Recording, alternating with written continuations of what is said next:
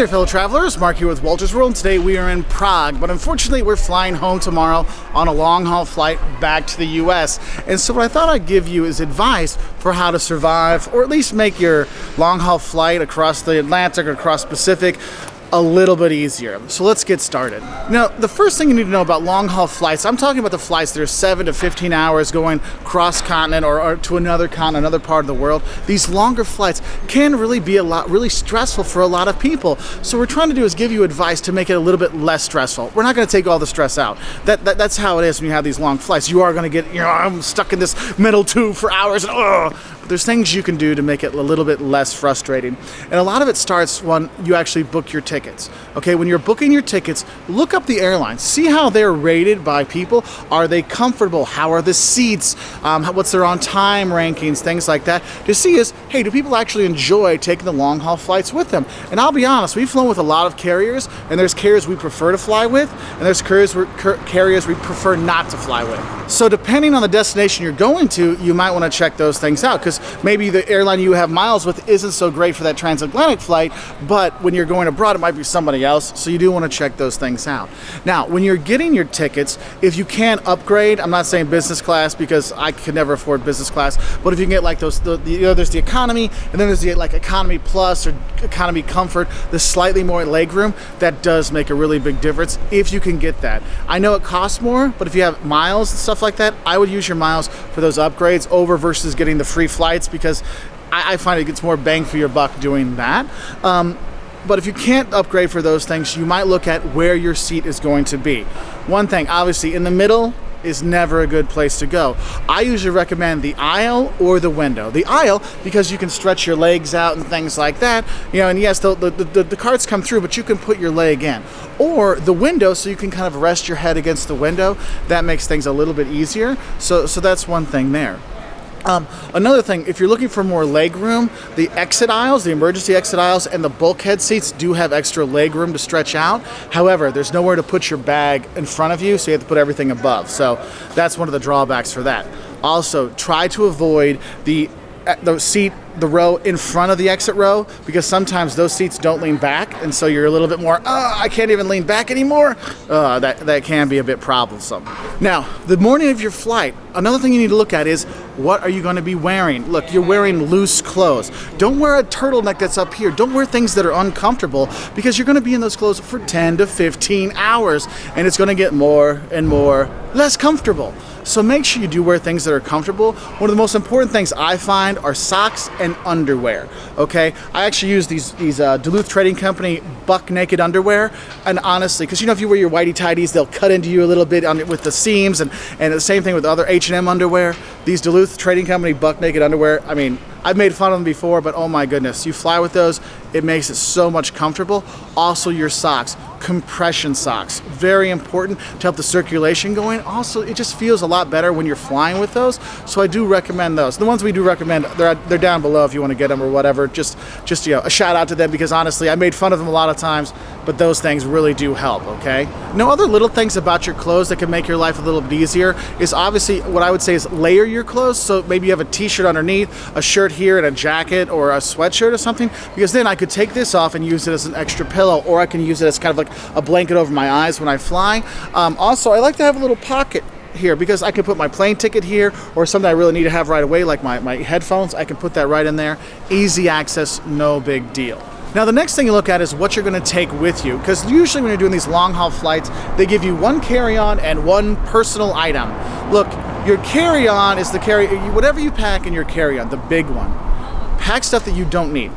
It's not the stuff you're going to get out. The little personal item, that little backpack or your kind of purse kind of thing, that's the one you're going to put the items you're actually going to use on the flight. The big one is where you pack everything else and you put it up there and you don't worry about it. That's one of the things that annoys people, is that people crack open up the overhead, and they search. They have to climb up there to search with their big suitcase to find something. Look, if you're going to need it on your flight, don't put it in that one. Put it up there so you don't have to worry about it anymore, okay? The stuff you need goes in that little backpack or that personal item you have with you that you can put under the seat in front of you. So it's easy access to get to, okay? Because it does make a big difference. And in general with these long haul flights, I do recommend pack light, because you probably check the bag anyway, so get most of the weight in there, because when you're running through the airports and stuff like that, you don't want a lot of weight on there because it just weighs you down even more, especially after a 15-hour flight trying to drag all this stuff with you to get to customs. Ugh, pain in the rear, I'm telling you right now. Now, what are you going to pack in that day pack? Well, one of the things is we all have our phones, and so yes, you do want to have your phone or your tablet or whatever, but realize that, I mean, I don't know about you, but my phone doesn't get 15 hours of battery life. So I always bring an actual battery, a backup battery pack to recharge my cameras and recharge my phones and the kids' tablets. And mine actually has 2 plugs in it, so I can charge my phone and one of the kids can charge their iPad or something like that, just to make it easier. Because I know, yes, there's movies and TV shows on the airplanes, but you know, if you're flying in the same month, like you're flying June 3rd and coming back June 23rd, you're gonna have the same movies. Do you really want to watch it again? Sometimes you don't. So have some extra stuff on here, like some games and movies on your phones and stuff like that, so you can enjoy that as well as the TV one, but you do need to have that charger. Other thing I always bring is I bring my own headphones, because a lot of times the headphones that the airlines give you aren't really that good, and so they don't work as well. So I have my own, and if you have little kids, those head earbuds they give you on the plane, those are too big for little kids' ears. So we go to Target and get their like $5 headphones. No, your kids do not need the Bose stereo system or the whatever skull candy $100 things. Just get them the $5 ones, because if they lose them, no big deal, and they fit for their head. It makes it a lot more enjoyable. But the thing is, though, some people really swear by those noise-canceling headphones, and they can actually be really good if you can't sleep on flights and you need that noise reduction. Do get one of those, because that can help. I kind of stay away from them because it just takes up too much space in my luggage, and with all my camera equipment and all my stuff, I just don't have the room for it. But a lot of people do swear by those, so you might want to check that out. But if you just want to have your ears closed, you can get the little earplugs, boop, to put in there. Our youngest son plays drums, so when we go to lessons, boop, we have those. We have like a stack. I think we invest in the company because we have so many. So we have that. Also, an eye mask really helps. One thing Jocelyn wanted me to tell you is she'll wear a sweater that kind of wraps around, and so she can just wrap it around her head to like cover her eyes so she can sleep. But some people just like to have that mask to get the light away. That does really help. So you might want to pack some of those things. Now, another thing about the plane is it's infamous for having bad food.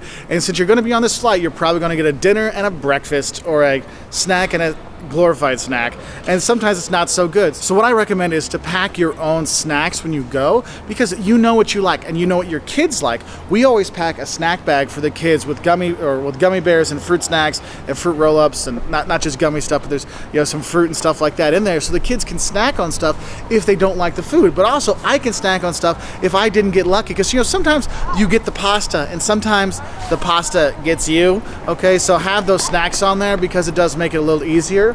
Another thing is we usually pack a travel toothbrush and travel toothpaste in our carry-on, in that little sack you can take with you. So when we're going to get there, we can go brush our teeth before we get off the plane, because not only does the passenger next to you deserve, fresh breath, and your friends you're going to see in that new country deserve fresh breath, but so does the TSA or the border guards. They deserve your fresh breath as well, okay?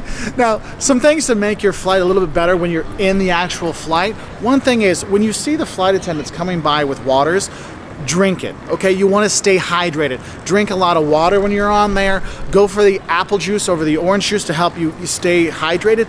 That really helps out there. Another thing that we do, or I know I do, is every couple hours, like between each movie, I'll get up and I'll walk to the bathroom. I might not go in, and I'll stretch my legs out, hamstring curls, stuff like that, squat down, things like that, just to get the blood flowing.